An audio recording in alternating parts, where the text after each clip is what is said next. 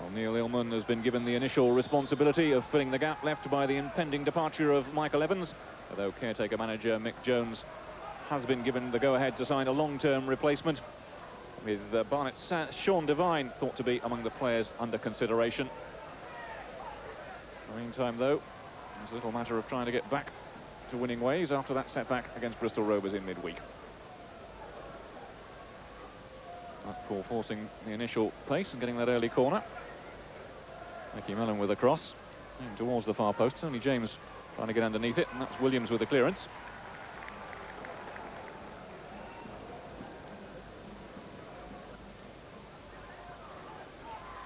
Heathcote forward towards Illman.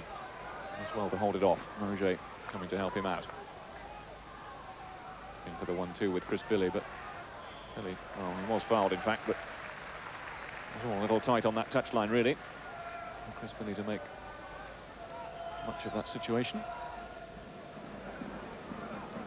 Chance now for Illman to perhaps make an early impact. They like to curl the ball in from these situations. Long towards Mick Heathcote. Oh, and that was only just wide. Good free kick from Neil Illman. Heathcote getting away from the marker a little bit. Got the header in. He'll probably be disappointed not to have scored. Heathcote playing it forward. It should fall for Paul Williams. John and Illman in the middle. And back for Barlow. Now Illman stepping over it. Littlejohn looks as if he's got away from his marker. Good save again from Banks.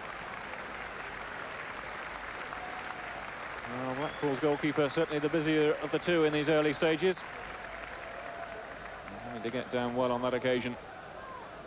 The save from Adrian Littlejohn.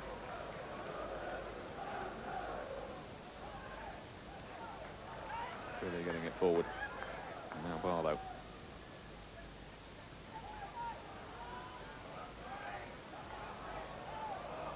Williams is robbed. It's Philpott. Oh, Priest has got away on the far side. Good save from Grobbelaar. Oh, Bruce Grobbelaar coming to Argyle's rescue then. Andy Priest had got right away from his marker on that far side. Well for the header, but perhaps not a difficult height for the goalkeeper.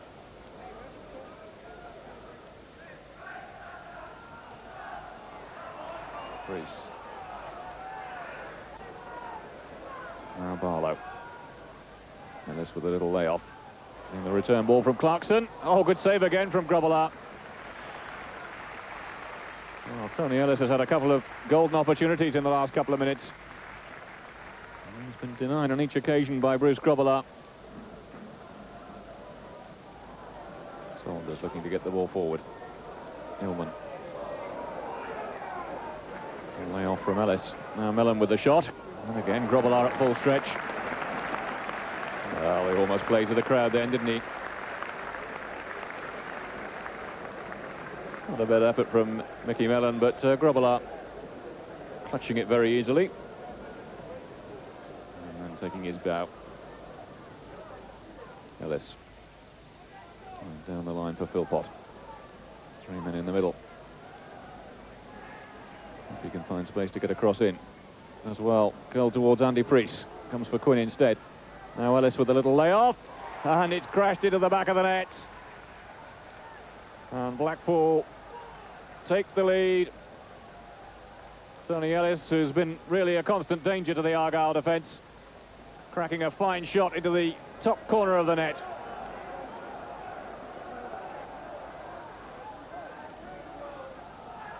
And Roger. Pass asked a little too much of him, really. And Morton will be penalised for that challenge. And he may even get the yellow card.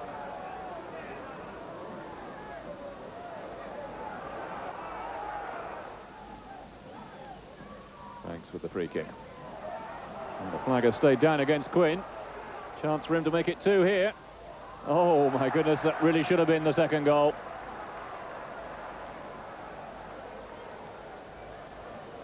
The Philpott it was on the far post who put the header wide. Argyle's offside trap was sprung by James Quinn. looked on. He put in the cross, which Philpott really should have buried.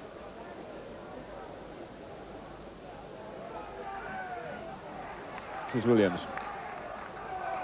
On the line for Illman.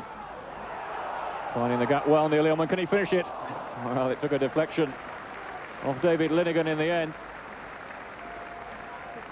That possibly the most promising move of this second half for Argyle. Neil Illman's pace just carrying him through that little gap into a good position to get the shot in. Fortunately for him, Linigan just getting the deflection away for the corner. I thought we stood off people today.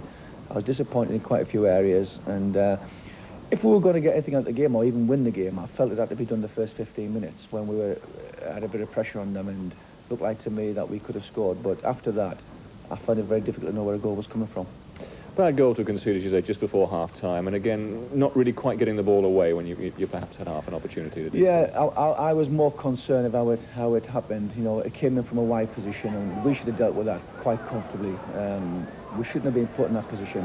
And I don't think Grobbelaar should be put in that position either, because you've seen his performance today, and he didn't deserve, really, to leave today on a defeat.